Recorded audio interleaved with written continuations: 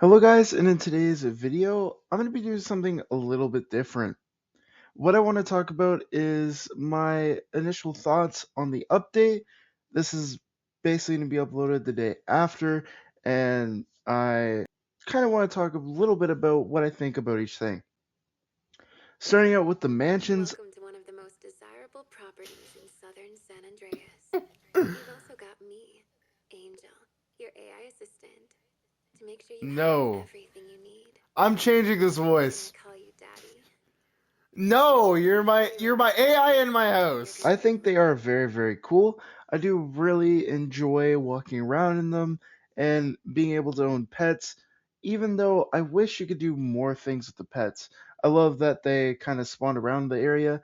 I love that you can pet them, and I love that they're customizable, but I wish that they could walk around with you in the property. Like you get the dog to follow you, just like how Chop does, or just like how the AI around the map has dogs with them as well. So they can clearly get that to work, but they just haven't with the pets in the mansions. I know that's asking a lot of Rockstar, but I would just love that because I'd love to have a little pet that kind of, or even, I guess in this case, a dog that walks around with me because that would be so cool and have like a little companion while you're around the mansion. But the mansions itself, they're beautiful looking, and yeah, there's not really much to say about them besides that they're good. I love the garage space, obviously. Car guy, gotta say that. I love that you can have cars in the driveway. It just adds a little bit of realism and also really cool just to kind of display your cars, whether that's podium, driveway, or even the garage itself. So that's what I have to say about the mansions. Now let's move on to the cars. I've only tried two of the cars really out of this DLC so far, which is the FMJ and the brand new BMW, the M5 E39. The E39 is pretty cool. I kind of wish I had a little bit more customization, especially in the livery department. It kind of lacks a lot for me because there's nothing I really want to put on it. But also, it just doesn't have that much customization, and that's kind of a theme with every car in this DLC so far. At least for the cars that are out right now, it seems like there's not a lot of customization to them, but it kind of still works. They're really cool cars, but I just wish there was more customization. But also, the thing drifts are very well, even without low grips.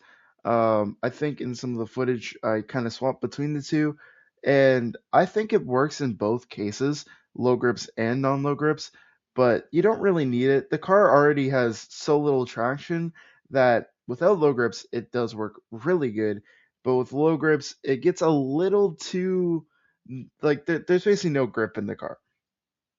But in both cases, I find that I can still do the clutch kicks and do everything that I need to do. So whether or not you want to drift it with low grips or not, I would say just personal preference on that one.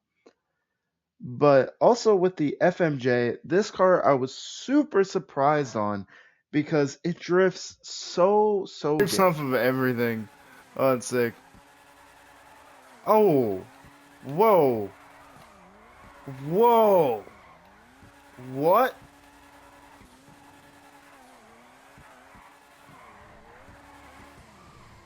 Yo, why is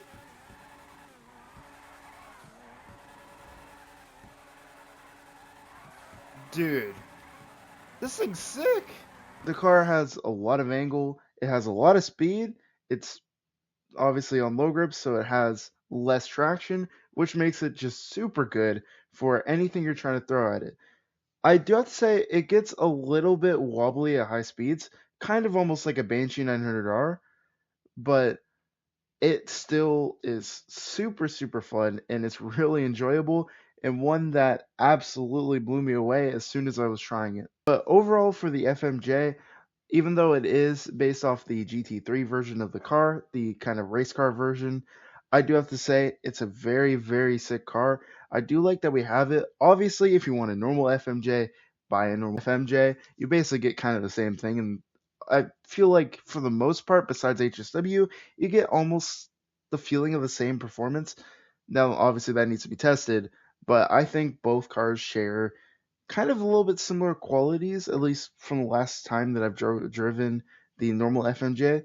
And I also know that some people do drift that thing as well, so I think it shares a little bit of qualities at least. But obviously, need to drive that car to actually know. Yeah, those are like the main two cars that I've tried, and both of them have been great. I just wish there's more customization, and um I think with especially the K truck and the things that are coming up next, which I'll get into in a moment, um, those things are going to be really exciting. The thing that I'm most excited for is the drift tuning vehicles. I cannot wait to have more of them, and honestly, the ones that are added are kind of cool. Obviously, it's nothing like an LG Retro Custom or anything that makes the most sense, but it's still actually kind of a fairly cool lineup that I'm kind of interested in. Starting out, we have the RT3000 that's getting drift tuning, or the Honda S2000. The RT3000 is going to be so much fun with drift tuning. It's one of those cars that I loved to drift beforehand, and to now get a drift tuning version of that car is going to be so much fun, and I am super excited for it. Next up, we have the Dominator GT. This is the newest Mustang in the game, and it's a convertible one, which is fine. I wish we got a hardtop version for this drift car because I prefer the hardtop look. I'm not a huge fan of convertibles, I'm to be honest, but it's still cool to see that we are getting another Mustang as a driftable vehicle, which I'm super excited for.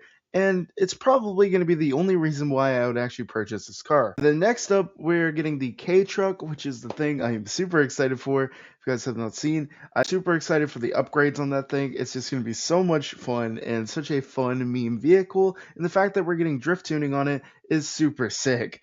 I just love the idea of that.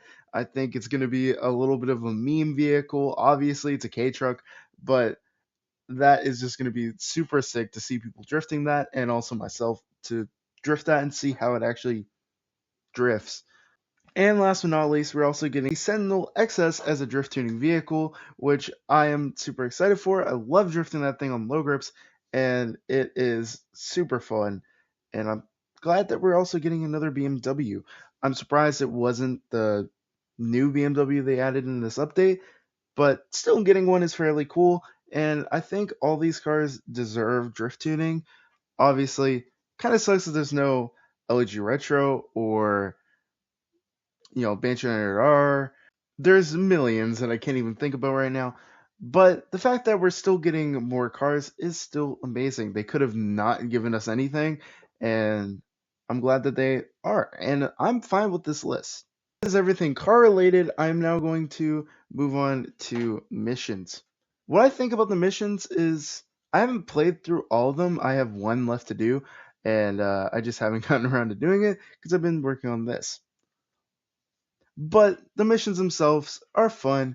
They're a little bit lackluster in a way. Obviously they still use reused assets, which is okay. I think it's fine, especially because they can only do so much for missions. It was a little bit. I had an enjoyable time, but at the same time, I didn't fully enjoy them. It was just like, okay, another mission, and they were kind of a little bit long.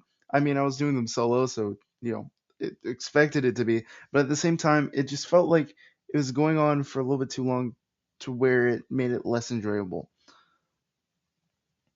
But overall, it is really fun. I don't really do a lot of missions, so I can't really speak on it that much as I'm more of a car guy, a drifter. You guys know this, but I just wanted to cover that a little bit just to get my initial thoughts out.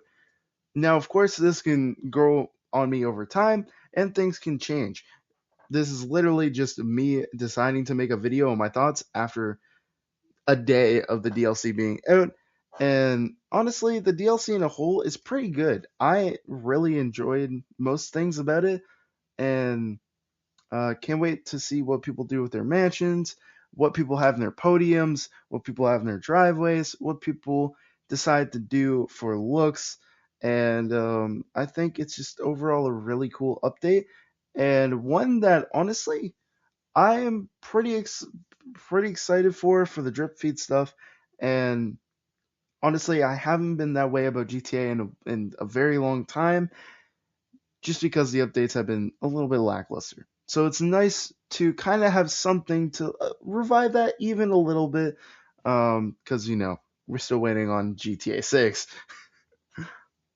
But with that being said, this is my Yap session, and I hope you guys enjoyed it. Just something a little different, something to get out about the update, and I just wanted to do it in a little bit of a different style to see if you guys enjoyed this. But with that being said, if you guys did, consider hitting the like button, hitting that subscribe button, and hitting that notification bell to know when I upload and save today. And with that being said, I'll see you guys in the next one, and I'm out. Peace. Come on, the sun deck. Okay. Oh, Yeah. wow. Oh, this is so nice. Yeah, this is so This good. is the best It's experience of my raining. life.